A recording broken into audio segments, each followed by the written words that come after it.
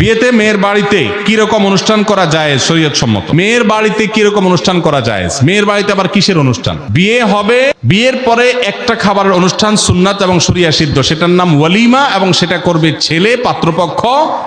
তারা একজনের আস্ত একটা মেয়ে জন্মের পর থেকে শত শত দিন, হাজারো দিন পরিশ্রম করে বড় করে এই মেয়েকে পরিণত করে দিয়েছেন, শিক্ষিত করে দিয়েছেন। এরপরে আস্ত একটা মেয়ে ঘরে তুলে নিয়ে আসছে আরেকজনের।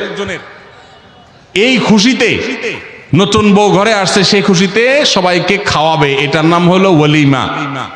আর মেয়ের বাড়িতে বর পক্ষের লোকজন দলে দলে যে দর কষাকষি করে, না আমাদের 500 লোক হবে, না তাহলে ভাই সাহেব 400 করেন, না হলে থাক আমরা মাঝামাঝি থাকি 450 করি, এই যে দর কষাকষি করে মেয়ের বাড়িতে দলে দলে যে খাওয়া হয়, যেটার নাম আমাদের সমাজে বর যাত্রী দেওয়া হয়েছে, সেটাকে আমি বলি বরযাত্রী। যারা বিয়ে করেন নাই, বাপের বেটা মায়ের বেটা হয়ে থাকলে নিয়ত করেন যে আমার বিয়েতে কোনো বরযাত্রী যাবে না।